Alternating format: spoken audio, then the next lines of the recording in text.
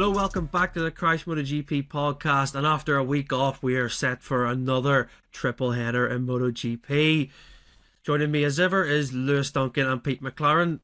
Pete, how was your week off? It was pretty nice, to be honest, but I still watched motorbikes in it as well.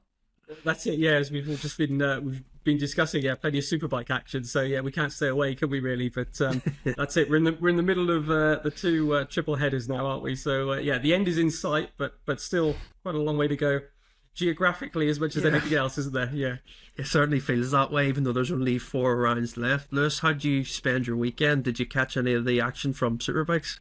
Very loosely. I'm going to disappoint our listeners and say I had like an actual weekend off. I went to an old bus museum on Saturday, which was lovely, and then on Sunday I made a roast chicken. Went for a nice walk. Sounds good. No motorsport at all, which, you know, sometimes you in these busy periods of championship you do need that little bit of switching off. Yeah. Although I did keep a little bit of an eye on the British Superbikes, which was obviously fantastic as ever. Yeah, I wish I could take your advice on that. I said to my partner the whole weekend, I was like, I'm not going to really watch anything. And then back to the old motorsport addict almost. I just go back and it just draws me in. It was great to watch as well. We'll come on to that at the end of the podcast. But like I say, we've got Phillip Island this weekend. Any memories, Pete, from Phillip Island? It's such an iconic place, isn't it? It's synonymous with MotoGP, and we've had so many great races and things happen over the years at it.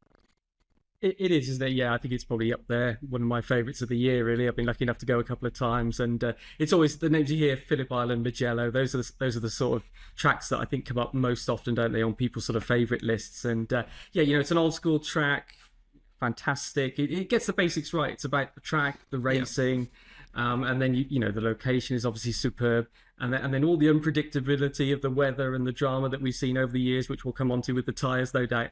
And things like that, as all just adds to it. And it's a fantastic one to go to. It really stands out a bit. It's not a circuit with massive architecture. It's not a Qatar or something like that, a big flashy place. It's a place where you go to if you love motorcycle racing, certainly for the Grand Prix. And and Phillip Island itself is a fantastic place. That there's the bay that you see in the background of Stoner Island. I think it's Smith's Beach on the other side. And when the sun's shining, it's like Mediterranean. You can go and paddle in the sea. I remember Paul Espargaro and the Tectoir guys going down, hiring surfboards, doing a bit of surfing. And then the next day, it's like Armageddon. It's like the kind of weather you'd see if you're a North Sea fisherman or something, where it's just getting battered and. You never know, you never know what you're going to get. You can see it coming in. That's the one advantage. So when the clouds start, what's sort of coming. And for the riders, it must be incredible to ride the track. They call it a rider's circuit because some of those corners, really, really brave corners. But to be sat on the grid and to see the dark clouds gathering, that sort of thing, I mean, it must be, I don't know, nerve-wracking. And here we are going into it with a title fight, aren't we? So 10 points between the top two. So all to play for. Yeah, all to play for indeed. And as Pete mentions, Lewis, it's the unpredictability of Phillip Island, I think it draws you to it almost if you're a fan of the sport. It's always one I say to people, you have to watch, no matter what time zone it's in, you just have to watch it because something always happens. And like down the years, we've seen so many great battles, haven't we? Oh yeah, 100%. I think, as Pete said, I think that the lack of kind of architecture and stuff. It's Phillip Island's almost like kind of motorcycle racing distilled down to its sort of purest form. It's not flashy. It's not it's super yachts and millionaires and that type of thing. It is kind of is what motorcycle racing should be. And yeah, you're right. Even in like fairly boring eras of the championship, Phillip Island has always produced, and hopefully we'll have the same. This weekend we've had a lean couple of races recently, well, really since summer break. So to have something just to get things going would be great. And yeah, with the championship on the line, 10 points, all that unpredictability. We've always seen Phillip Island bite. We've seen runaway leaders crash. We've seen, we saw Jorge Martin last year with his tyre gamble. Looked like he was on course for a runaway win, and then it backfires in the last lap. And yeah, there's always a lot there, and the weather. We might get a full weekend. We might only get one day of running. You never know with Phillip Island. As an organizer, it must be a nightmare, but obviously for the fans, it's kind of, it is the best thing. Yeah, we'll come on to last year. Actually, we'll start off there.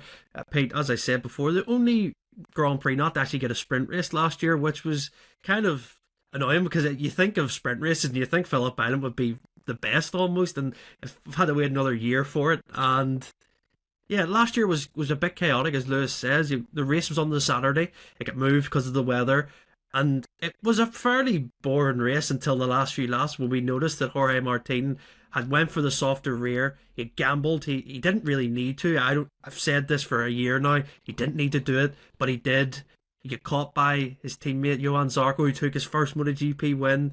Ended up fifth. He started the last lap first and ended up fifth, and that really, it was a real dent to his title aspirations last year, wasn't it? It was, yeah. It was the classic hero to zero, wasn't it? Because as you say, with sort of a couple of corners of the last lap underway, he was still in the lead, and then he dropped all the way back. And as you say, the reason it was, people criticised the decision was because he also looked fast on the medium, didn't he, earlier in the day, which was the tyre that the guys that caught him were using, and yet he went for the soft. And so that was the bit that people didn't really understand. I think Marc Marquez might have gone with the soft. That's right. He's done that a few times at Phillip Island, hasn't he? But that was because of almost desperation, wasn't it, on the Honda? It was his only chance. But I think he realised pretty early on, look, we're going too fast to make the soft last here. And and he ended up fading because he had no choice but to up his pace to stay with the other guys. But he knew the tyre wasn't going to last. And really, if Martin was going to do that soft tyre gamble, he tried to bolt into the distance, didn't he? But probably he needed to slow the pace a bit as well and not, save the tyre for the end.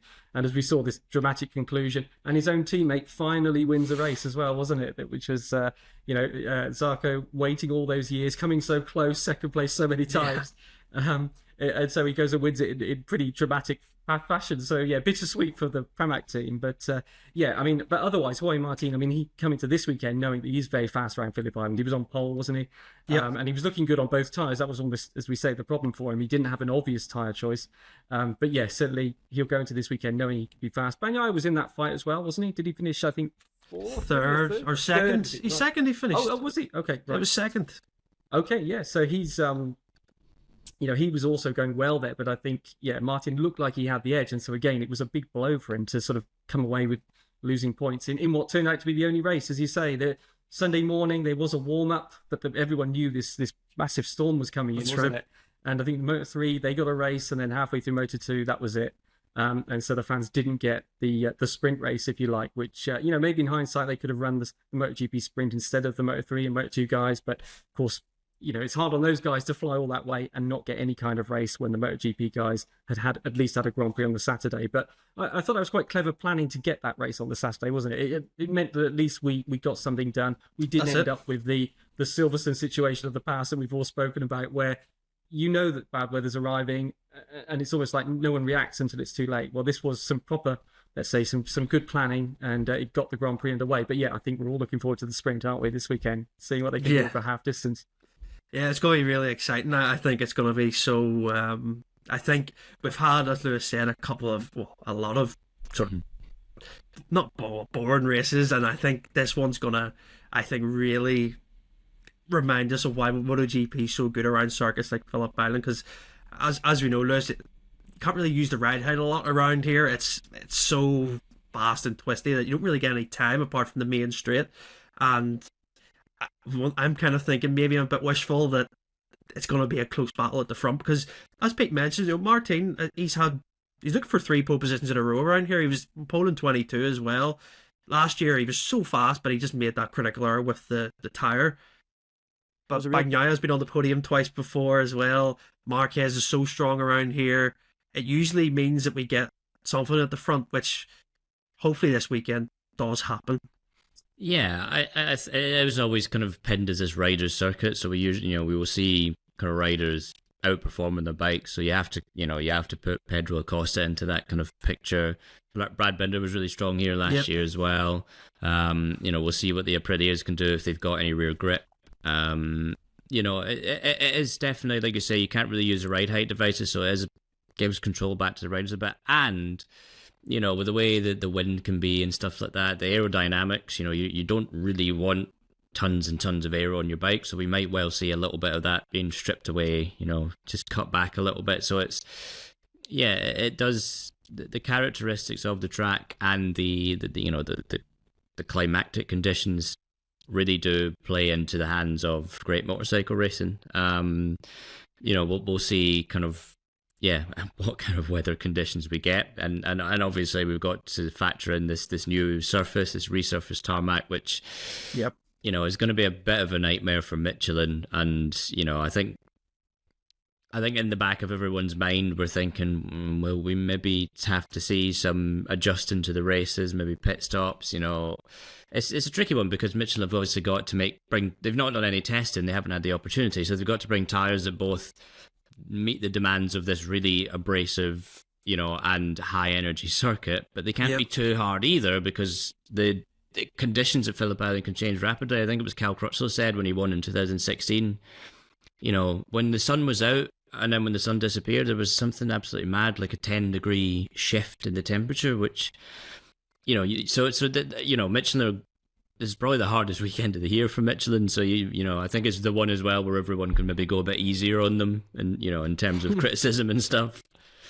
Yeah, definitely, a good point to bring up actually, because we've got even reference to World Superbike this year, Pete. They start their season there at Phillip Island. Pirelli were in the exact same situation. They didn't have enough data testing for the new surface, and they had to bring in mandatory pit stops for the races, and that's going to be, at this point of the season, we've seen it in 2013. That was the last time MotoGP had to have pit stops because of the abrasive surface on the Bridgestones. And Marc Marquez and Honda got it wrong. They miscounted, and they got disqualified from that race, which could have seen him win the world title that weekend, or if it had went his way. But that shifted a completely different dynamic for those last few rounds. Could be something similar again this year if a mistake's made. That's right, yeah, massive weekend for Michelin, really. I think they'll almost revel in the opportunity to show that, where, as you say, Bridgestone have had problems, Dunlop had problems in the Moto2 and Moto3 classes in 2013, really short races. And then Pirelli this year in Superbike, they'll revel in the chance to go, well, look, we can make this happen, we can do the race distance, but no testing beforehand again, a bit like we saw at Aragon. So I think we'll see an expanded lineup of tyre compounds again. There'll be a few more choices thrown in just to try and give the guys something that they can do the full distance with, but certainly massive challenge. I mean, presumably I think in the Australian Superbike Championship, I think Michelin race in that, so presumably they would have had some data from that about the surface and those kind of things. But yeah, this will be their chance to show that where all the other sort of tyre suppliers have been caught out, that they can do it. But it's punishing enough anyway, isn't it? Even without the unknown of a new surface, it's one of the hardest tracks on tyres of the season. So when you throw in the unpredictability of not knowing exactly what it's going to do when you get these prototypes and the top riders in the world, putting the forces through the tyres around there for 27 laps, isn't it? Yeah. You don't know until they get on track. So and then there's the weather, as we keep saying. So yeah, and 2013, you're right to bring that up. I remember I was there that year, and I remember the shock when Marquez didn't pull in, and it was, and everyone's sort of looking at the Honda pit wall, and the Honda pit guys, the Honda management were looking at each other, because it was like, how, surely there's been some sort of mistake here, or has everyone read the rule wrong, because they gave a certain number of laps, didn't they, that you had to pull in? That's right. Only Marquez's side of the pits, wasn't it, that sort of interpreted it that they could do one extra lap because I think they weren't crossing the finish line when they pulled in or something. That's right. Black flag, and big drama in that. And Jorge Lorenzo was close. He won that race. I think he won then the following race. That's and right. Valencia lost the title by just 4 points. So it was it could have been a really dramatic moment in that championship. The one thing I will say from that weekend that I remember is Mark's reaction. He didn't throw the team under the bus at all. He was very supportive about, we make this decision as a team. There were 3 or 4 of us, that was interesting, because none of us, it's his first year in MotoGP. None of us really knew how would Mark react, to seeing this massive mistake, really, that potentially had thrown this record-breaking chance to be a rookie champion, sort of put it in jeopardy. And he really sort of stuck with his team there, and that was quite interesting. Obviously, we've seen that now going on in the future, how tight knit he is with his teams. But yeah, that was interesting, I thought, because in that situation, seeing as you say, he had a chance of winning the title. Yeah, he did. He gets black flag, and he loses 25 points to the guy that he's up against, who's a certain Jorge Lorenzo, a proven world champion. So yeah, drama all round, as you say, never a dull moment at Phillip Island. Let's see what this year has in store.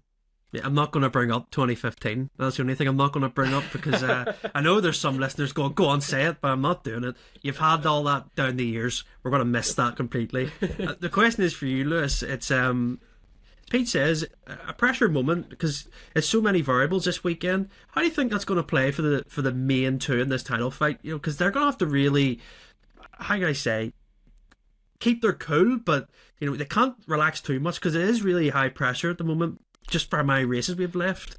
Yeah, 100%, and Martin's obviously the guy with the lead, so he has to try and preserve that. And we saw at the San Marino Grand Prix, he didn't get his strategy right there. So you'd like to think that if there is some sort of a situation, whether it's weather, whether it's issues with the tyres, he's going to play the game better. He's just going to do what Pecco does, whether that's good or not. For him, he's...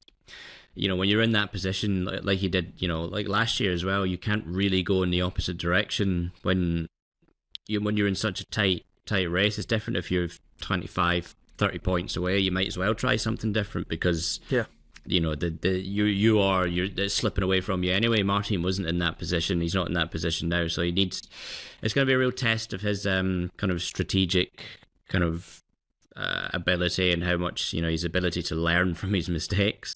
For Pecco, he's the guy with the experience. Pecco's really quite cool under these sort of high pressure situations. We saw that in Japan, with that kind of threat of rain, and Pecco was just, he went and did his race.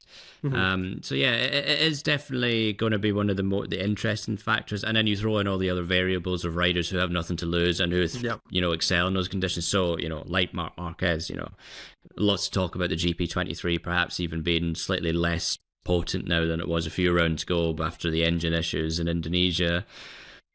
Obviously Ducati haven't confirmed that, and they probably never will. But yeah, you've got to throw in these guys if it's going to be a tyre management race, and you can't not look past Bastianini. And yeah, Pedro Acosta's been getting closer and closer and closer and closer, and this is the type of weekend to have a breakout, for a rookie. We saw, remember Maverick Vinales in his first year in MotoGP at Phillip Island was so strong in the Suzuki there. We've seen other rookies over the year, Mark obviously being a great example of that in 2013. Rookies always, the really top tier rookies seem to excel at Phillip Island. They really just seem to gel with the circuit. So Acosta's going to be there, and he's gotten so close the past couple of weekends that he's probably going to be willing to put a lot more on the line than the rest of them are. So it's a perfect opportunity for someone like that to take advantage of cautious title challengers. Yeah, that's a good point actually about the rookies, because funny enough, Pete, I actually remember 2019 Pecco Bagnaia was the first race really where I've seen him. It looked like everything had clicked for him. He finished 4th place in 2019 as a rookie, and he missed out on the podium to Jack Miller. And it's the type of race where it was a real people just, I don't know what it is, if they just feel like they could just make the difference or so. It's something there where we can see so many different people get involved in fights where you usually don't see it. And as Lewis mentioned, Acosta, he is going to be so fast this weekend. I just have this feeling that he's going to not care about anything. He of course, he wants to rebound from the mistakes that he had at Bategi. But then, as Lewis mentions, Marquez, he's nothing to lose now. He doesn't care about the title fight. Bagnaia and Martin are going to have to manage so many things with others. It's really difficult and tricky position to be in, isn't it? It is, yeah. As you say, I don't know whether it seems like rookies have less of a disadvantage there, isn't it? Whether it's a combination of, as you say, it's a rider's track, so if they're a particularly strong rookie, they can make the difference, or whether it's because it's just so different that all of the previous data that the other riders have got from years and years of racing in European tracks just isn't as important around there, so it's all a bit more even. And then the track itself, the high speed, the aero effect, or should we say, or the slipstream effect, tends to keep everybody in a big group, doesn't it, at the front? So it sort of lends itself to close racing, and fortune favours the brave around there, as they say. I mean, lucky enough to stand on the inside of Stoner Corner when I think it was Casey Stoner's final year, and seeing Casey drifting around that corner. Yes. It's just an example of how a rider can make the difference around there. And like you say, you guys quite likely saying Acosta, and for that reason, I think you can imagine that he's going to relish the chance to make the difference in the same way that Casey did on corners like that, where maybe the bike isn't handling as good as the other bikes, but he can make it work as a rider, and it's going to be exciting to see, and really difficult for the title contenders to really sort of balance out the risk reward.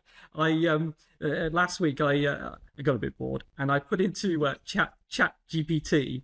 I said, predict the remaining scores for this season. Here's the scores of the top 2 of the championship. Just gave them the sequence of numbers, and all I told it was, the first one is out of 12 sprint race, the second entry is out of 25, so on. That's it. No other info because I didn't want to spend too long on it. Anyway, the only thing I'll say is it came out pretty much even. It predicts that they'll each win 2 Grand Prix out of the remaining 4. They'll each take 1 sprint win, which I didn't quite understand why only 1, but anyway, there we are. And they'll each have 1 sprint DNF. So there we go. Wow. But anyway, I'd say it's pretty much meaningless because I didn't give it anywhere near enough information. But all I took from it was we should get a Valencia showdown. So I'm just going to take that away. And I think, if it goes to the final round and they do, it basically said that they're going to be the same on points, over these next 4 rounds. So, as I say, that's just looking at mathematical, it's looking for patterns between the numbers. That's all. But this is it's the kind of thing that these guys do with tire choices. We should say, if there's a serious side to it, they will feed in all of the tire data, all of the temperatures of the tires that we don't see, all the stuff. They'll put it into something, their big programs. They'll use the AI and say, tell me the race tire, which is the better race tire here from all of this information. And and that will depend also, where are you starting? Are you starting at the front of the grid? Do you need to overtake? Yeah, they must. They'll have models, won't they? And we assume this is where Ducati gets quite a lot of its, so we say, advantages. It's got more data to feed into those sort of programs. And here we are, new surface. It's a chance for those sort of simulations and things like that to make a difference. So let's see what happens this weekend. Yeah, ChatGPT doesn't know about tire pressure penalties and track limits, does it? And so weather. Yes. If you're going to use that and try and predict MotoGP, try and filter in the tire pressure penalties, because no one even knows how that goes half the time. So this is the thing, and that's one thing I will add.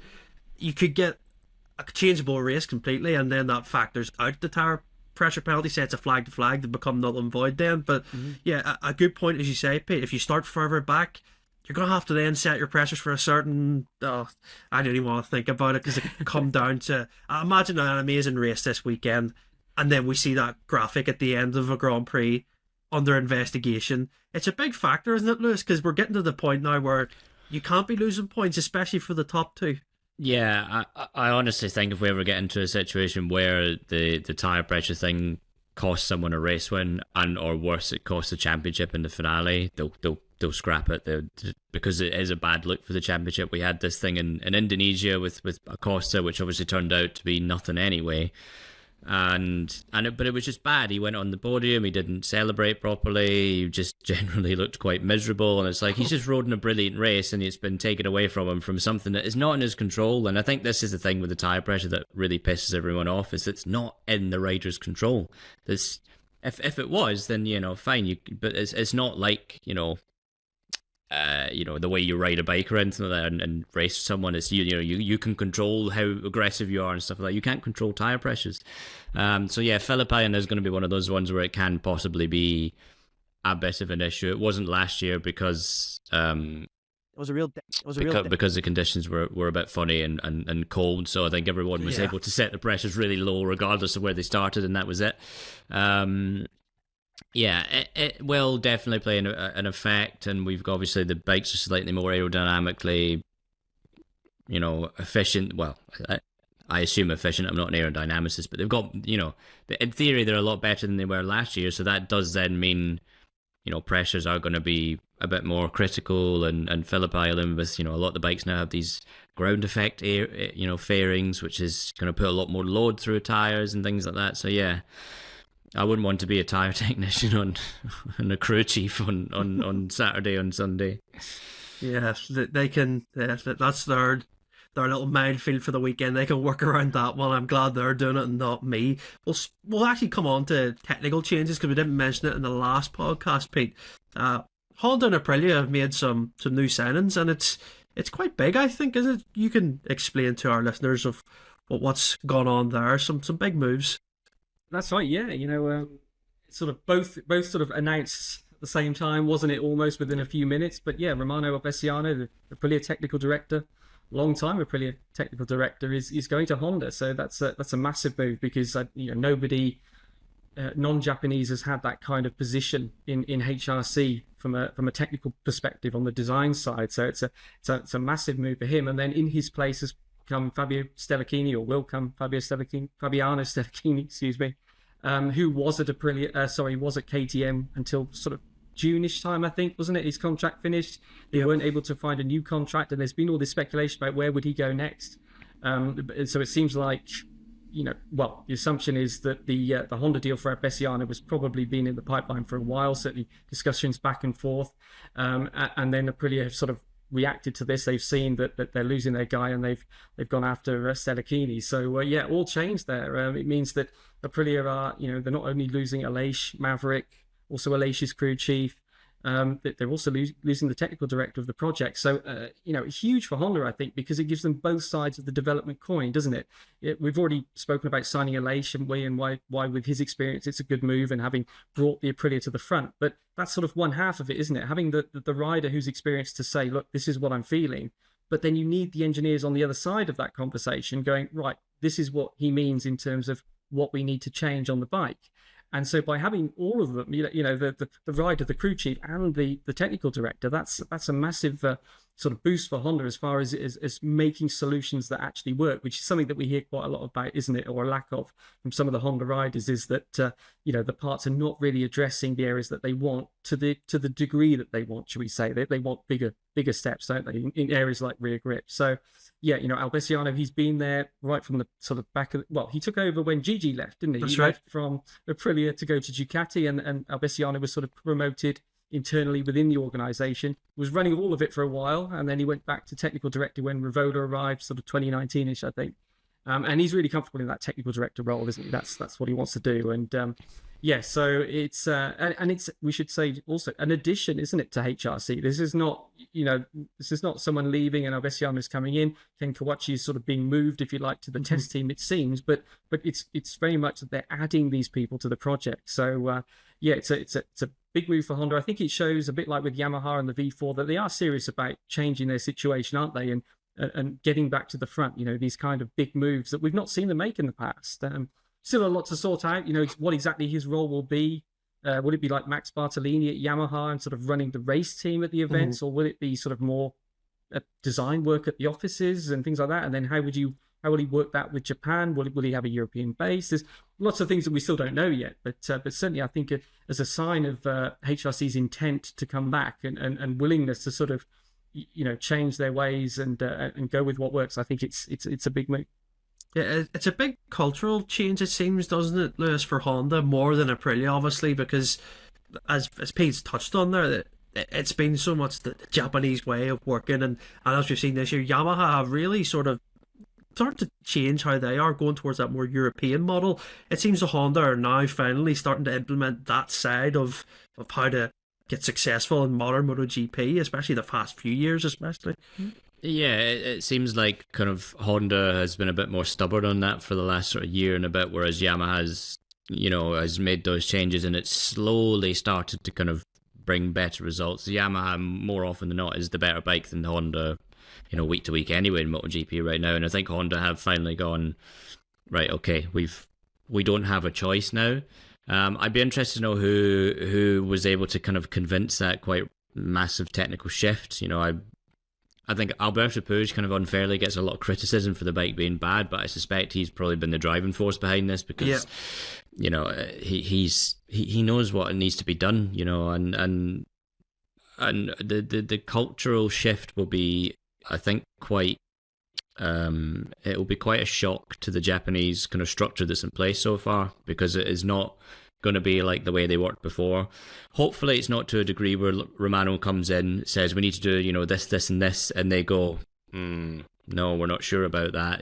Hopefully he has a bit more power to be like, I'm not asking you to this isn't I'm not asking you to do this. This is what you are doing. There's no kind of democracy here. You will do what you're told, and that's that.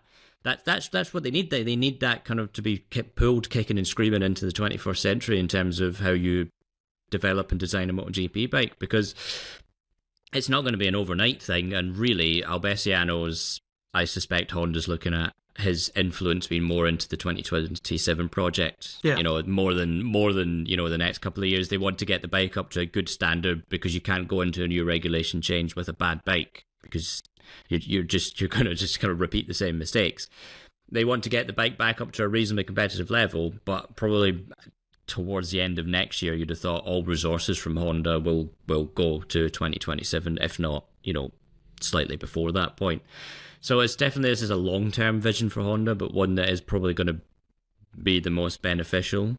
If Albesiano is allowed to do, what he needs to do and what Honda needs him to do, as we've seen with Yamaha and Bartolini's been very much able to do what he wants to do in terms of, we need new chassis, we need new engines, we're just bringing things and throwing them on the bike and trying them. And Honda hasn't done that this year, not until very recently have they kind of brought, a few sort of changes, which have been good. But, they've been too cautious with it. They've not just been throwing things at the bike and been like, let's see what works. Because you can't have a cautious approach when your bike's so bad. And Albesiano knows how bad a bike can be. That the Aprilia, when it came back on the grid, was a joke. It was a joke bike that people didn't respect the team, didn't really respect the riders. And now look at it, it's been able to get, world champion challenger and Jorge Martin. It's got, great riders, it's got good sponsors, it's got, great names behind the scenes as well. So yeah, Albesiano can be a real game changer for Honda if he's allowed to do what he needs to. Yeah, it's a really good point, and you can link that with the test sort of setup they're going to have, Pete. How crucial is that? Because Alicia Spargaro from Aprilia, and you've got Albesiano coming over now. There's a good little link there, isn't there? Because you've got now someone who knows how someone else works, and they've seen the progress that they've made at Aprilia. It's a really good appointment, I actually think, for Honda. It's a good fit. Absolutely, yes, that's it. They know how each other works. They know, you can imagine how all the otherwise, if they didn't know each other, let's look at the other point of view, how when Aleix would ride the bike, he would get off the Honda for the first time and say, it's doing this or that, and they wouldn't really know, well, what does he mean by that phrase? It's just phrases and terminology and those kind of things, isn't it? Whereas, like you say, like you guys have been saying, the Aleix Albesiano partnership has gone from the back of the grid to the front, hasn't it? And let's be honest, Aprilia doesn't have the biggest budget on the grid. I mean, in real terms, probably it's assumed to have the smallest now that Suzuki's not there. And so to have done what they've done on a tight budget as well, I think that's also what really impresses a lot of people in MotoGP and clearly Honda as well. And I think Lewis is absolutely right. And I'm sure Alberto Puig was the guy who would have made this connection and sort of, being the go-between almost between HRC Japan and Albesiano and sort of working on this deal and convince Honda that, this is the guy that you need. Also, obviously, Aleix's input, no doubt he would have been keen as well. But as you say, looking at it from the other point of view, let's say Jorge Martin going there, look, next year's bike, the design work will be pretty much done by now, won't it? So it's not going to have a big effect, I don't think, on Aprilia next year. As Lewis says, you're looking more at the 27 rules and things like that. I suppose we should also mention there's now going to be an engine development freeze, isn't there? That's been announced, and that's going to sort of, lock the spec of the engine in from the start of 2025, isn't it? Will run until the end of 26. The idea being that the teams will be able to focus on the 27 bikes and not be developing these the 1000cc engines at the same time. But again, while this engine freeze is going on, you've got Yamaha building a V4 as well. It just underlines that the Japanese really are putting the effort in to get back to the front of MotoGP. And let's see where they go. And also, we should say Stellacchini, 17 years at Ducati, he sort of rose right through the ranks. It was sort of unofficially sort of Gigi's right-hand man, wasn't it? It was sort of what he was sort of known as. And then he's been at KTM for 3 years, very senior role at KTM. I mean, I think there were only about 3 guys in KTM that were above him on the motorsport side. And, Stefan Pira, Pit Byra, and Hubert Trunkenpot. So I think those were the 3 guys that were sort of above him. So he's had, he's coming with a lot of pedigree as well into Aprilia. And let's see what he can do there. So, I think... it's a big shake-up that we didn't see coming. It's a whole other discussion about should there be F1-style contracts with gardening leave and all that kind of thing. Should Aprilia have maybe, recognised the possibility of losing key players and things like that? Because we're very late in the year, aren't we, to have this kind of announcement when we're a month away from the end of the season. Exactly when Albesiano starts isn't clear. It sounds like I think the release said from the start of 25, so probably January the 1st we'll see him in HRC gear, presumably. And Stellacchini, I would imagine, probably from Valencia, given that he is out of contract already, isn't he? So he's a free agent. Yeah. They're both great moves, aren't they, Lewis? I think in terms of where those brands want to go, and Aprilia are in a better position. How do you think that Jorge Martin looks at the situation? For example, he's going in next year. That, as Pete said, the bike's probably designed already. It's not going to change so much with the appointment of Sterlicchini for next year, but it's key to have someone like that figurehead, isn't it? For a rider like Martin, who is fighting for a world title, he's probably looked at the Aprilia this year and went, well, am I making the right choice? But having someone of that stature, and what they've done on multiple brands, it's key, isn't it? Yeah, I think there will be a degree of worry in Jorge Martin's mind looking to next year, because the Aprilia has dropped off the planet a bit in terms of competitiveness this year, from being a race winner at the start of the year to just sort of, they just don't really seem to know where to get the bike going, and Martin will look at that and being a bit of a problem. It's obviously been quite a big problem for Aprilia already this year, because they haven't then been able to test anything at Misano and things like that with any of the riders apart from Raul, because they're all leaving. So that's right. Aprilia's situation is a strange one, and Pete's right. They kind of haven't. Doesn't seem this none of this situation reflects well on Rivola right now. It looks like he's had a hand in a card game, and he's badly played it. So, having a name like Sterlicchini come in, will steady the ship a bit and bring a little bit of balance and calm some nerves. But yeah, I think Martin will just be a little bit worried because, Sterlicchini's got a lot of experience at Ducati. He was only at KTM for a couple of years, and we didn't really see much from KTM in that time. Which is hard. Was that him? Was that a culture thing? I would suggest maybe the latter, because we've heard Jack Miller this year talk about, like, he's brought lots of information from Ducati, and he said there's only so much information I can give them, but they need to start developing things. They need to start actually bringing items. I can tell them what the Ducati does till the cow comes home, but if you're not going to bring any items, so I suspect there's maybe been a little bit of a cultural sort of thing at play there, which is to why Sterlicchini left. Officially it was because he was, too far away from home and wanted to be closer to home and that type of thing. I don't fully buy that. But yes, so yeah, Martin will, Martin's never worked with Sterlicchini before, as he's pointed out, so it'll be new for him. But yeah, I think it's a flagship announcement that really was needed right now, given Aprilia's sort of slide.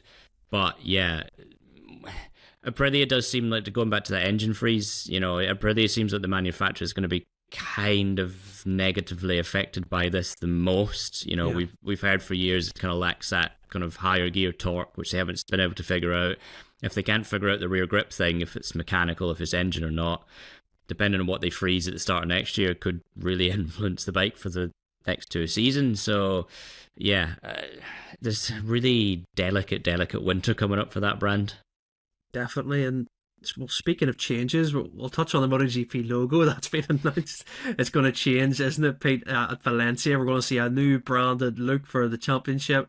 What's your take on that? It seems to be a trend these days that, when there's a potentially, I don't think Liberty have had a say in this. There's been kind of rumoured that it's been a change for a while, but, new era, all this. You just imagine what the uproar is going to be when people see it for the first time. People don't like change, do they? No, that's it. I mean, I don't know what, I'm not a marketing expert by any means, so I don't know what, when you do a rebrand, what are you aiming to achieve? I don't know. Is it trying to position? How much do people really read into a logo? I'm not sure, but yeah. Anyway, there will be a change, and we'll have to wait to see what it is. I have no idea. So yeah, I don't think it's going to dramatically affect the racing. So we shall see what difference it makes off the track, shall we say. Lewis, what's your take on a change? We seen it with F1 a few years ago, and to be fair, I will say, they've done a great job with that now, because when I see that F1 logo, I don't really like it per se, but when I see F1, I think of that logo now, because it's became so popular around the world, and that's a key point, isn't it? Yeah, ultimately, whether you like something, I didn't like the logo to begin with, but now it's just part of the landscape. Yeah. You kind of get used to it. It's like anything, you get used to it. There is an argument to be made, brands need that kind of iconic sort of thing. But You actually look at a lot of brands over the years, and a lot of, even things like, bands and artists and stuff like that. You look, the logos change over the years. Anyway, you have a picture in your mind of what it should be, but like a lot of the time, it's not really the case. There's not actually that many brands and things like that have stuck with what they've had through their entire existence. So yeah, I mean, as far as I'm concerned, MotoGP went down the drain when they got rid of that old theme tune and intro with the the TV package. No, I'm kidding, obviously, but yeah. It's just, it is what it is. They want to push brand identity. That's Dan Rossamondo's kind of number one kind of battle plan, really, since he came in as CCO. Was we've got a great product, but we need to present that in a way to everyone around the world and to investors and all the rest of it. And that's part of it. It's nothing to do with Liberty Media, although I'm sure they'll welcome the change. Ultimately, the logo could look like it'd been done in Photoshop and like the worst paint job you've ever seen. It doesn't matter. Ultimately, it has no bearing on the racing. So exactly. when it gets revealed on the Sunday after Valencia, just don't bother going and being angry on Twitter. It's a logo. Doesn't matter. Go and enjoy your Christmas break. It really doesn't matter. Yeah, it's not going to change your life. So it's a logo. It's not like we're going to see the racing change because of a logo, and that's the thing. It's a change that I don't know how long the actual logo current one. I think it's probably been 20 plus years. 2000, I think. It's had little variant changes to it, so it has they've changed slight curvature on the logo. I'm sorry I know this because I've just seen it. I've just studied a bit the past week. It was like, well, how much has it changed? The logo we see now has had 3 iterations. The font slightly changed on all of them. So yeah. I'm just not going to be excited to see the change, but I want to see how new MotoGP will look in a marketing sense. So yeah, the big test of it will be in 2 or 3 years' time. Do you start seeing it on T-shirts and big mainstream brands like you see with F1 now? And if we do, then then it's worked. It's done its job. Exactly, it has. So yeah. We'll see how that goes. We'll keep you posted for the next few months to see how people react to that. And then I just want to talk about Superbikes, gents. Yesterday, we'll start with British. An unbelievable end to a championship. And as fans of MotoGP, I was so not jealous. I was like, look how that title fight ended. You had the 2 main title fights, Ride and Brightwell. Last race, last lap, they're first and second. They're clear of everyone else. Whoever wins a title. And Pete, how good is that for BSB to have that? It's such a great thing for a championship, isn't it?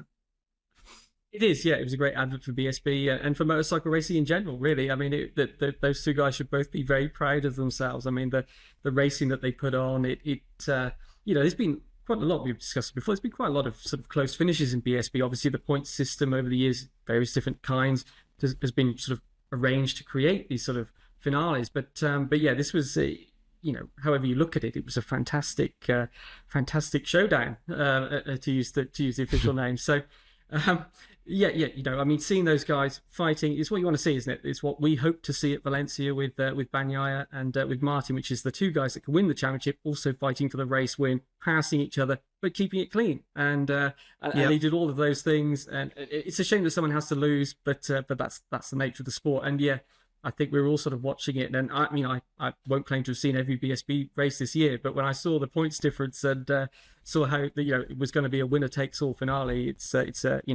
I made sure I was watching that, and yeah, it was incredibly exciting to see, and just a great battle. As I say, it reminded me a bit actually of Bayliss and Edwards, that showdown at Imola. It was similar, wasn't it? 2 guys just going at it, but not doing anything dirty, and with the title on the line. And just incredible to think that a whole season's work is coming down to this, these last few laps in the race, isn't it? And last few corners even in the race.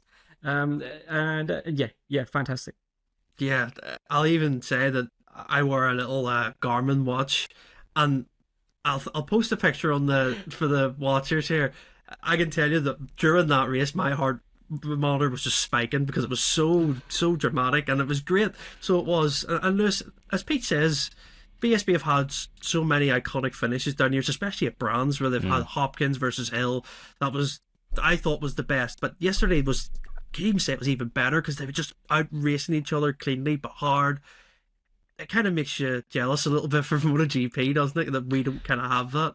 I think it's a testament to what you get when you simplify motorcycle rules.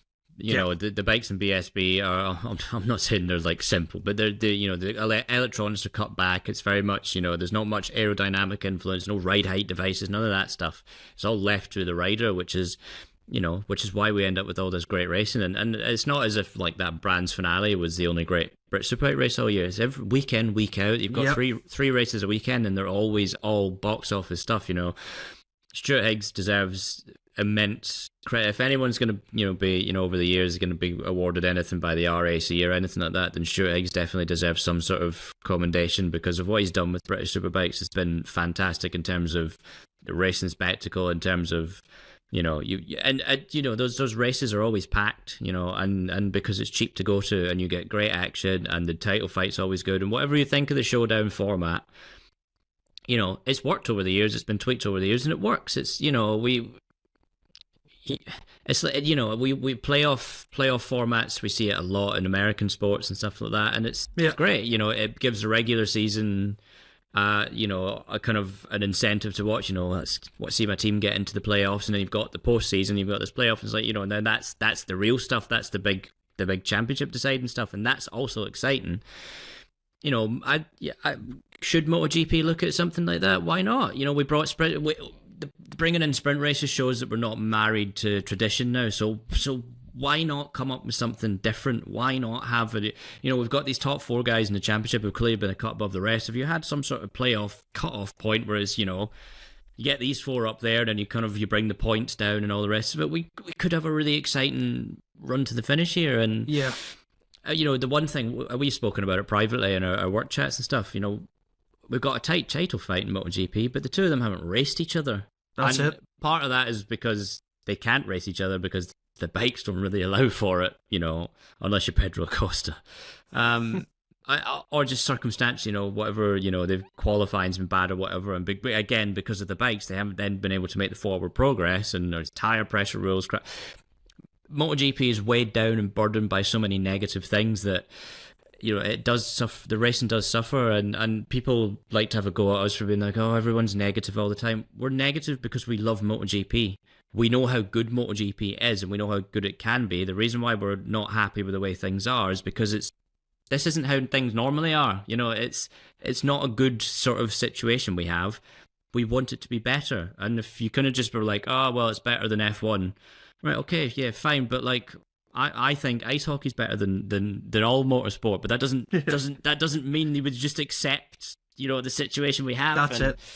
Yeah, I think BSB, there's a lot to be learned from all championships. BSB could learn a lot from BSB. Yeah, it not re-sparked my love for motorbikes. Just they reminded me why I loved it, and like I say, heart monitor was going off the charts. I didn't know what was going to happen, and I was like.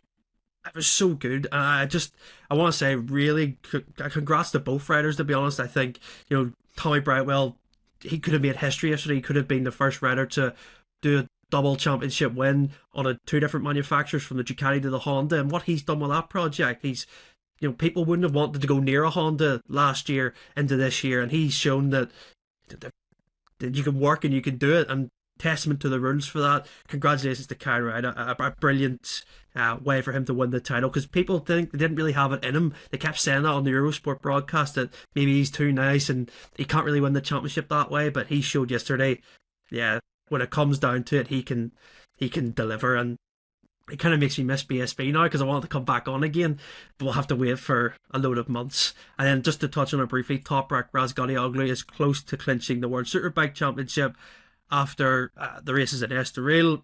Also seen yesterday, Pete, they had the closest ever finish in World Superbike history in the Superpole race, 0.003 of a second from Nico Buliga, beating him at the line. Everything's going well for Superbikes at the minute, isn't it? They're certainly getting some exciting finishes, aren't they? Yes, yeah. I mean, just coming back to Buliga, I mean, obviously I think all three of us remember his years in Grand Prix and all those difficulties he had then. And so it's great to see a rider really reinvent himself almost in another championship and show that it's not the end of the world if you can't make it for whatever reason in Grand Prix. You can go across the Superbike and have a great career And what he's doing, obviously, his rookie year, to be well, the guy taking the fight to Razgatlioglu. I mean, that's a massive achievement. And Toprak, yeah, I mean, unbelievable. I mean, I've said it before. I just see parallels with Rossi and Yamaha in 2004. I think someone coming across and making the difference like that. Yeah. It's superb. And to be in the position he's in, despite missing all those races with the lung injuries and things like that. Incredible. So this weekend, isn't it? Coming up is the final? The finale. Yeah, it's at Jerez this weekend. So yeah, he just needs, I think it's 12 points to win the championship. So Toprak should do it, but credit to World Superbike, they've have all 4 of their championships. They're all going to the final round. So again, shows that whatever they're doing with the rules there, they've kind of got them spot on, and set for a finale there at Jerez. I suppose, really, gents, the last thing I want to ask predictions this weekend. I don't think you've checked the weather. Have any of you checked it? Is it? I had a quick look. You have? Okay. It's looking typically changeable. Yeah, I think Friday, as things stand now, Friday is looking the worst from what I could see as far as the chance of rain, and then it gets better, so sort of steadily better. Looks like strong winds maybe Saturday though, so. But it can change in an instant. They count it, so we should expect him, I suppose. I mean, when you've got more tyre options that you need to try and evaluate, it's just a nightmare, isn't it? But again, when you've got 8 Ducatis on the grid as well, it's those kind of situations where they get more data, isn't it? They can spread the load across more riders. But that certainly looks like there'll be one eye on the sky this weekend. Well, since you've got the weather, give me a prediction for the sprint. Who do you think will be the sprint winner? If we get one, I hope we do, because we're owed one, so we are. Yeah, that's it. Yeah, I'm going to go Marquez for the sprint. I think he just anti-clockwise track. He's one of his favourite tracks, isn't it? And I think, he's just going to. We've spoken about it previously. He's not in title fight now. He can throw caution to the wind. He knows this is a good track for him, and so I'll go with him. Lewis, for the sprint, who do you think? Acosta. Well, yeah. Do you know what? Since that last Motegi, I think there's something there with him, and I think it's perfect for him, as we have talked about. Yeah, I'm going to say Pedro Acosta actually too for the sprint, because I had him down for either of the Grand Prix. I thought, could he do it in the longer race? But I do think the sprint, if we're going to judge what he done in Motegi, I think he's going to have to be relishing the opportunity. And then Pete, for the Grand Prix, it might be a who knows, it could be a pit stop race. Hopefully not, but who do you think is going to be an advantage for the Grand Prix? Yeah, I mean, purely on last year's form, I'm going to go with Jorge Martin. But really, as you say, there's so much unknowns, especially for the long distance and the tyre choices and things like that. We could probably imagine that if it's like Aragon, maybe the soft will be removed from the allocation for the Sunday race, and all that kind of stuff. So, with all that, I'll just say I'm assuming that Jorge Martin will want to make amends for last year and will continue with his speed where he left off last year. Lewis? Yeah, I think. I think Martin for the Grand Prix. I think whatever happens is an important Grand Prix for both of them. If Martin can kind of get on top again and go away, I think it kind of goes back to what we saw in Indonesia. If Pecco can get away with the Grand Prix this time, I think the momentum probably shifts now towards him for the rest of the season. Yeah.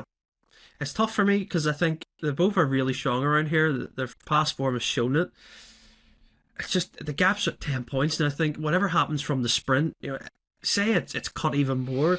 Does Martin then have to think, do I risk even more in the Grand Prix, or say vice versa? Say Bagnaia, say someone DNFs to your chat GPT predictions pick. Say someone DNFs. Oh yeah, sprint. Okay. Uses up one of their DNFs that apparently is going to happen in the forums. Whoever, if someone for Bagnaia, if he has to play catch up, does he risk even more in a Grand Prix? I think someone, an outlier like Acosta or Marquez, is going to. We know they love a fight around here, and Marquez loves a fight especially. I think it'll be Marquez that'll take the Grand Prix win, but it'll be a close one because if it's a slower race, we usually see bigger packs, and the championship too. I think if they see Marquez battling, like, well, do I want to really get involved with him? It's a difficult one, but I think Marquez for the Grand Prix, but it's going to be dependent so much on what happens from the sprint, I think. So, yeah, I hope for a great weekend. Hope Phillip Island delivers its usual magic, and, we get some great races to talk about next week for you all. So, if you enjoyed the podcast, subscribe. If you're watching on YouTube, leave a comment on your predictions below. If you're listening on Apple or Spotify, give us a 5-star review. Make sure to also hit the follow or subscribe button. You'll always be notified whenever there's a new episode. And like I say, we'll see you next week for another episode. Take care.